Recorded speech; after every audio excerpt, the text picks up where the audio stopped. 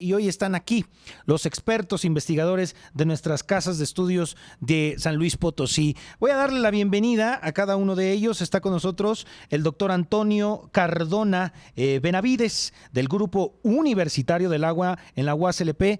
Doctor. Muchas gracias, muy buenas tardes. Muy bienvenido. Contento de estar por aquí, Jonathan. Gracias por aceptar la invitación. El doctor Francisco Peña, investigador del Observatorio Socioambiental del Colsan, del Colegio de San Luis. ¿Cómo le va? Hola. Bienvenido, acá está de este lado. Y el doctor Luis Enrique Granados del Observatorio Socioambiental de El Colsan, que aquí está con nosotros. Muchas gracias por la invitación. A ustedes ambos, doctores, el tema nos interesa mucho. Los amigos de la Huasteca nos están escuchando ahorita a través de la gran compañía. Quiero empezar con ustedes. Su rueda de prensa la estuve siguiendo desde acá en redes y me llama mucho la atención. Ustedes dejan algo fundamental. Es riesgoso autorizar este proyecto con informaciones del siglo pasado. Ya quedó rebasado. Los temas que se habían revisado hace, ¿qué les gusta? Dos décadas, ya no da para eso. Ahora las condiciones son distintas. ¿Quién quiere comenzar en esta parte? Doctor, si me lo permite, sí. Vamos a comenzar con usted. Sí, muchas gracias. Sí, efectivamente, los estudios que sustentaron hace varios años ya el trabajo para la implementación del proyecto, pues son, como se señalan, con datos del siglo pasado y están expresados en una manifestación de impacto ambiental de hace aproximadamente 10 años. Uh-huh. En ese sentido, pues la información que está ahí, que justificó en su momento el proyecto, pues actualmente está desactualizada y requiere una revisión. Además, las condiciones climáticas que se han presentado en los últimos años, pues a nivel nacional y específicamente en la zona de la Huasteca, pues de alguna manera refuerzan el hecho de que es necesario revalorar el proyecto. Revalorarlo, sí, definitivamente. Las condiciones actuales, el cambio climático que se ha identificado, que ha tenido mucho mayor énfasis en la zona huasteca, sin duda que pone muy en riesgo la viabilidad del proyecto, ya que, pues digamos que la toma del agua para la ciudad de Monterrey, pues no es el único usuario, ¿verdad? Hay muchos usuarios que dependen del agua desde aquí, desde esta zona, es la misma cuenca, la cuenca del río Santa María. Hay usuarios que ya están utilizando el agua y además no debemos de olvidar un usuario muy importante que muchas veces no es tomado en cuenta, que es el ambiente, los ecosistemas. A ver, doctor Luis Enrique, para el auditorio que nos escucha, ¿en qué consiste el revivir este proyecto? Porque luego mucha gente medio se está confundida o a lo mejor no tiene todavía como tal qué significa el revivir este proyecto. Le pregunto a Francisco. Sí, Perdón, Francisco. Francisco Peña, discúlpeme, claro. Francisco Peña. ¿Qué significa revivir el proyecto? Pienso, primero, que hay algunos interesados en revivirlo, uh-huh, y con una señal que fue, a mi juicio, muy clara, pero quizás fue mal interpretada. Lo que se quiere plantear es más o menos que la Federación ha dado visto bueno. Pero la verdad, no es cierto. Si revisamos, no, por supuesto que no. Lo que dijo el presidente en su conferencia dice dos cosas. Una, no abriré ningún nuevo proyecto porque ya estoy de salida. Eso lo puede revisar toda gente. Sí. Y segundo, dice, ese proyecto tiene que hablarse entre los gobernadores, lo cual es algo nuevo.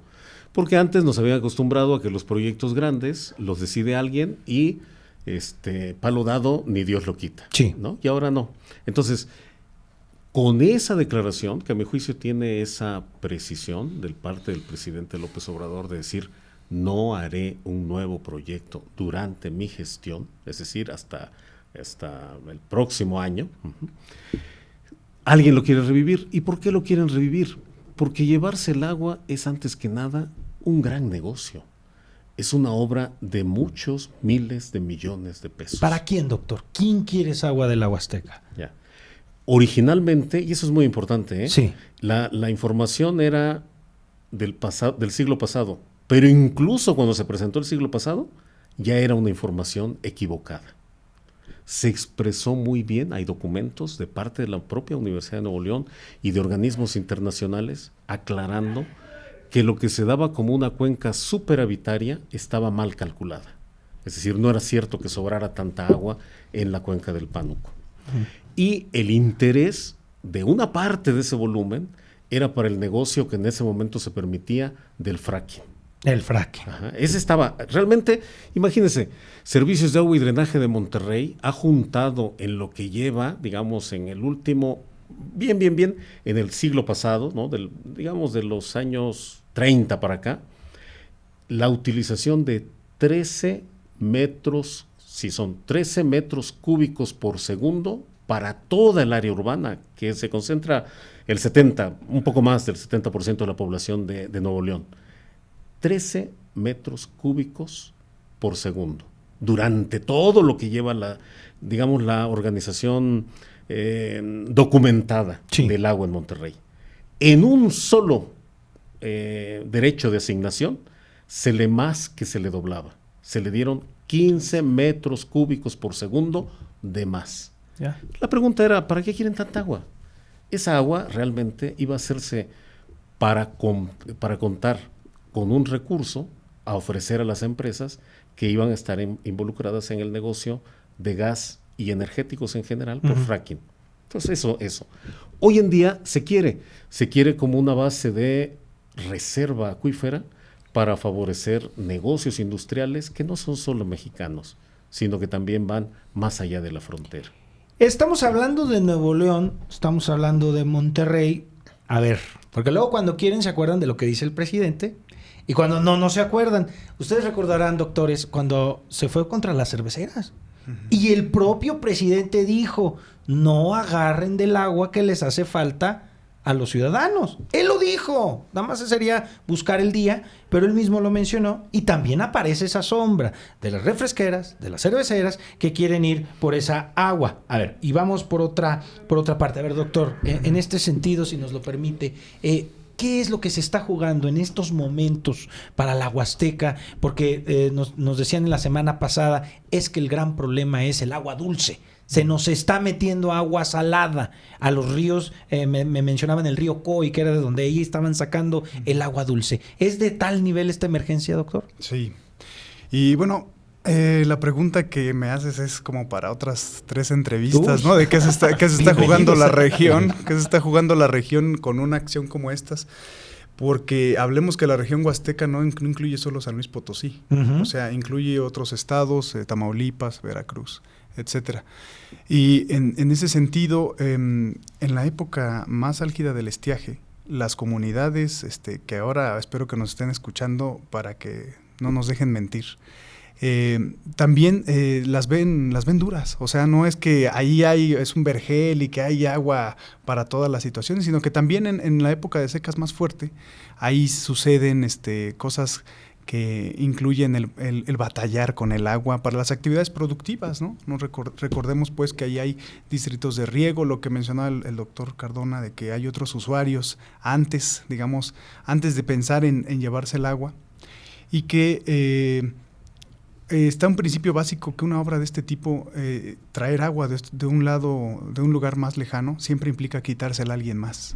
Es decir, se asume que ese es un río que está solo, que nadie lo aprovecha. Que porque nos sobra, dicen. Exactamente. Y realmente toda esa agua ya está trabajando pues para las comunidades y para otras personas, otros tipos de usuarios que están ahí, sin dejar a un lado. Y yo creo que esto es muy importante, porque el ciclo hidrosocial, como le dicen ahora, o el ciclo socionatural del agua, incluye a estas personas y a los ecosistemas. Es decir, el hecho de que se lleven el agua no solo significa que se va a bajar el nivel del río, por así decirlo, sino que ya las condiciones básicas de la cuenca ya no van a funcionar de la misma manera, y eso va a implicar que cada vez se estrese más hidrológicamente la cuenca completamente. Doctor Cardona, también nos decían los amigos de la Huasteca, y eso me gusta mucho, que tenemos porque luego nos dicen, no van allá, no, tenemos aquí, fuimos allá y nos dijeron voces, nos preocupa mucho que esa agua no la estamos reteniendo.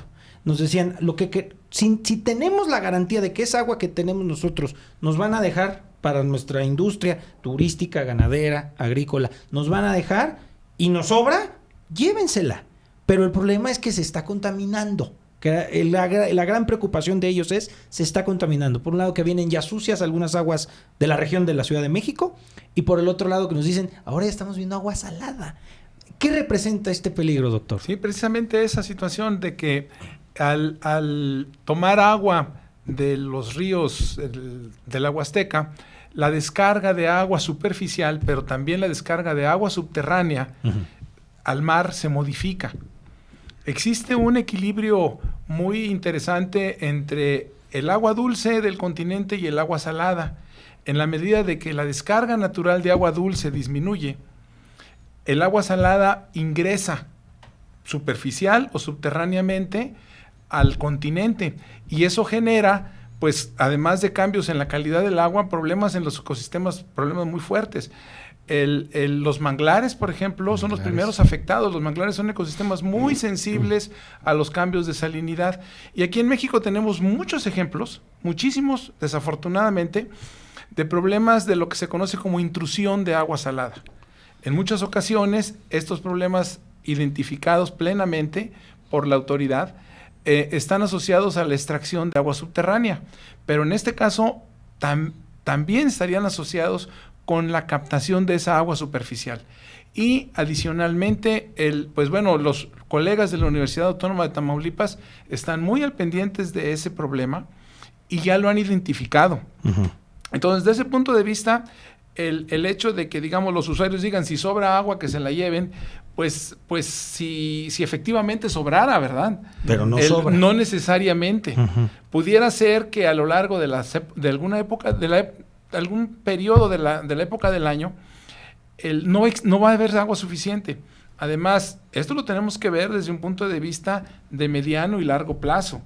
O sea, el abastecimiento de agua lo tenemos que pensar no en términos de un gobierno, lo tenemos que pensar en términos de los hijos de nuestros hijos de nuestros hijos. Entonces, en ese sentido, no estamos muy seguros de cómo va a ser el cambio climático, cómo ya está afectando la zona huasteca, pero en la medida de que esa situación se agrave, pues como lo comentaba el doctor Peña en la mañana, tenemos que actuar con un principio precautorio, ¿verdad? Sí. Y tener cuidado en las decisiones que se toman en materia de agua, ya que podrían tener repercusiones muy importantes en el corto y en el mediano plazo. Ya tenemos la declaración del presidente López Obrador, porque le digo, pues a mí me toca el resumen de las mañaneras, pues yo me acordé. La declaración es 4 de marzo del 2022. Desde entonces estamos siguiendo el tema. Entonces vamos a escuchar al presidente López Obrador con este tema. Él había dicho que no. Escuche. ¿El proyecto Monterrey 6, presidente? No, porque los estados, en el caso de San Luis, no conozco la opinión del gobierno de Tamaulipas, pero no quieren que se utilice el agua del río Pánuco, de la Huasteca, no quieren. ¿Sí? Ese es un proyecto que viene en efecto desde el sexenio anterior, que lo promovió mucho una empresa. Bueno, pues empresas en su momento eran, a ver, ustedes me recordarán. Son filiales del grupo IGA. Exactamente. Sí. Tan enemigo que fue en su momento de el sexenio de López Obrador, fue a fin de la época de Peña Nieto, y ahora resulta que sí. O sea, es lo que yo les digo, que a veces cuando quieren se acuerdan y cuando no. A ver, doctor Luis Enrique, en esta parte, perdóneme usted, doctor Francisco Peña, ¿hacia dónde hay que voltear entonces? ¿Hacia dónde? Porque a final de cuentas el presidente dice no. Ahora dice no, sí está dando el aval. Yo no he visto que el presidente como tal haya dicho de una vez. Hasta usted mismo lo mencionaba, él ya va de salida. Sí, bueno, yo creo que en ese punto él fue claro. Lo que veo es que su declaración fue corta. A los que se tiene que consultar no es solo a los 4 gobernadores. Realmente es una decisión, como dijo el doctor Cardona, tan importante, ¿no? Hay que considerar que la cuenca del Pánuco es un río de una gran importancia histórica, que debe saber el auditorio que los estudiosos marcaron ahí lo que sería la frontera norte de Mesoamérica. Ahí donde va todo el Pánuco, hacia el sur, sería esa gran zona de agricultura de riego, de un determinado conjunto de rasgos culturales, en fin, desde antes de la colonia. Sí. O sea, es un río muy importante, trascendente. De tal manera que decidir sobre su futuro es algo de mayor importancia y no se puede resolver nada más en una conversación. Y yo creo que el presidente como que quiso pasar, digamos, ¿no? La bolita rápido. Sí, claro. Ya. ¿Qué es lo que hay que hacer? Yo creo que hay que tomar muy en serio que se tiene que consultar a todas las autoridades, pero también a todas las comunidades. Y le añado algo.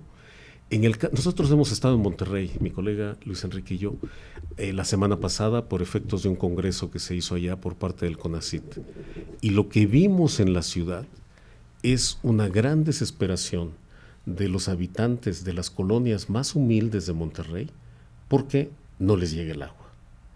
Y sin embargo, en las plantas industriales, nadie puede registrar ni siquiera un mínimo de dificultades para abastecerlos de agua. Y eso es el peligro. Lo cual quiere decir que el tema de la escasez es un tema que se pone a los más humildes por delante para generar, digamos, una cierta reacción en la opinión pública, pero realmente los que están detrás operando eso son intereses, como usted lo mencionó, de las empresas embotelladoras, de las empresas cerveceras, y antes, y eso lo quiero subrayar, porque cuando se hizo, eso empezó en el sexenio del presidente Calderón, estaba así el tema de el fracking, ¿no? Exacto. Entonces, esos son los intereses.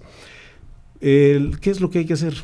Pienso que tener muy claro elementos fundamentales. La manifestación de impacto ambiental existente es nula. Que no está actualizada. No sirve. Ninguna empresa podría empezar una obra con esa manifestación. No está autorizada ya, puesto que caducan, ¿sí? Y se suspendió la obra por problemas en Nuevo León, porque descubrieron toda esta trama de corrupción los propios ciudadanos en aquel estado. Lo segundo, tiene que consultarse por mandato del marco jurídico internacional a las comunidades afectadas, en este caso comunidades indígenas. Por mero contenido constitucional se tiene que ir a consulta. Eso, con toda la región. Sin duda. Y tercero, se tiene que considerar el conocimiento científico, porque como lo dijeron mis colegas, y ya cuando hicieron la manifestación de impacto ambiental, ya en ese momento el tema estaba claramente desactualizado. Se partía del hecho de que había suficiente agua y la verdad es que ya había subcuencas de la cuenca del Pánuco que estaban en grave estrés hídrico. Entonces todo eso se tiene que volver a considerar, modificar, en fin. Yo lo que diría para el público, para su auditorio, es que no hay nada que nos diga que el Monterrey 6 va. Por el contrario, lo que todos los datos nos indican es que querer insistir en el Monterrey 6 es una necedad que solo puede entenderse por intereses políticos y económicos muy particulares. Entrando en la parte final de este análisis, que de verdad yo les agradezco a todos ustedes. A ver, doctor Luis Enrique, entrando en la parte final, una necedad, como diría el doctor Francisco, ¿necedad peligrosa? Sí, bueno, hay una cosa que hay que apuntar que es bien importante, de dónde radica uno de los peligros ambientales más interesantes. Estamos hablando de la cuenca del Pánuco como región hidrológica, sí, es una gran cuenca, o sea que incluye varios estados, Guanajuato, una parte de Querétaro, San Luis Potosí, Tamaulipas, Veracruz, etcétera. Y como tal, ya hay el gobierno, por ejemplo, de Querétaro ya está extrayendo agua de esa cuenca. Es decir, el acueducto 2 de Querétaro y el proyecto de acueducto 3 de Querétaro ya están autorizados. Bueno, el acueducto 2 ya está funcionando y el acueducto 3 ya está sobre la mesa de los políticos para que se autorice o no. Eso funciona, o sea, eso genera una cosa que se llama efectos acumulados en la cuenca, es decir, en toda la región hidrológica. De esa misma cuenca también está construido el Realito, que nos abastece aquí. Es de ese mismo lugar, o sea, visto digamos en términos regionales, Es una cuestión de que si uno ve la cuenca así de lejos y ve todo lo que se está extrayendo y todo lo que está funcionando ahorita ya en este momento, pues hay una suerte de efectos acumulados ahí que son devastadores. Ahora, el acueducto 2 de Querétaro traslada más o menos 50 millones de metros cúbicos anuales y, bueno, el Realito debería de estar trasladando algo así. Qué dolor de cabeza 70, 75 millones de metros cúbicos al año también. Y los dos juntos no llegan a ser el volumen que aspira a ser el Monterrey 6, ¿no? O sea, es una cosa tremenda, ¿no? Tremenda. Ni siquiera en términos de volumen de agua, ni en términos constructivos. Es decir, el Monterrey 6, esta idea de llevar agua del Pánuco implica el doble de construcción y el doble de traslado de cualquiera de estas dos. De lo que fue el Realito. De lo que fue el Realito, Vivir en la porquería que tenemos del Realito. A ver, doctor Cardona, entrando en la parte de las conclusiones, ¿qué le diría al auditorio? Ustedes terminan su rueda de prensa hoy en la tarde en la UASLP, a mediodía, tiene razón, con el Colsan y el UASLP diciendo, es un llamado de alerta. Sí. Es peligroso lo que se está planteando. ¿Con qué se iría con el auditorio? Sí, miren, es muy importante que las decisiones que se toman en materia de agua, antes de pensar en proyectos que implican movimientos de grandes cantidades de agua, para que, digamos, un poco para rematar la idea de los volúmenes, el 5 metros cúbicos por segundo implica 1.5 veces el agua que estamos consumiendo aquí en San Luis actualmente. O sea, se quiere llevar más de la que actualmente estamos consumiendo aquí en San Luis Potosí. Cuando el proyecto funciona, si funcionara completo, serían 15 metros cúbicos, o sea, serían casi 5 veces más el agua que se consume aquí en San Luis Potosí. Entonces, eso es muy importante dimensionarlo, ¿verdad? Ahora, también nos tenemos que solidarizar pues, con los regios, con la sociedad regiomontana. Para ellos, la solución la tienen ahí. Lo que se necesita es voluntad política. Existe diversas fuentes de agua que no han sido exploradas en su totalidad y que, de ser aprovechadas, podrían sustentar este abastecimiento adicional que están solicitando. ¿A qué me refiero? Por ejemplo, si una parte del dinero que le quieren invertir al acueducto lo invirtieran en la recuperación de fugas de agua del sistema de drenaje, una parte sería así. Otra parte, si tuvieran la oportunidad de reducir las fugas de las presas, las fugas subterráneas, otra situación, tendrían un volumen adicional. El hecho de que pudieran intercambiar agua residual tratada con la industria que actualmente está ocupando agua potable, agua de primer uso, es otra fuente adicional de agua. Y ya si nos vamos en el mediano y largo plazo, la captación local de agua de lluvia, digamos, a escala local, es una oportunidad que pues depende obviamente de la precipitación, pero que se debe de explorar como fuente adicional. En resumen, antes de pensar en estos tipos de proyectos, debemos de pensar en diversificar las fuentes de agua que ahí están y que por alguna u otra razón no vemos. Lo mismo sucede aquí en San Luis Potosí.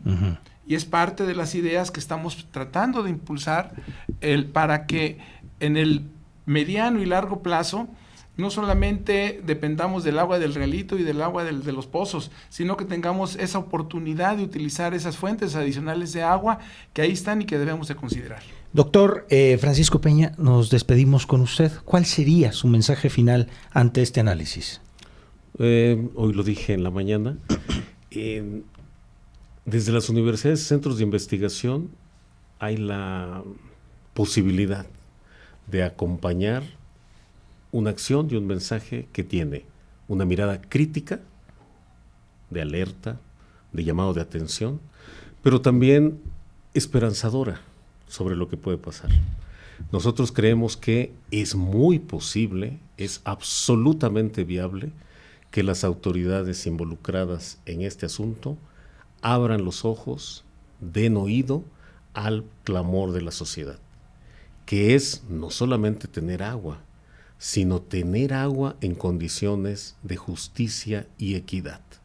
Y que para eso es muy importante escuchar a las comunidades afectadas.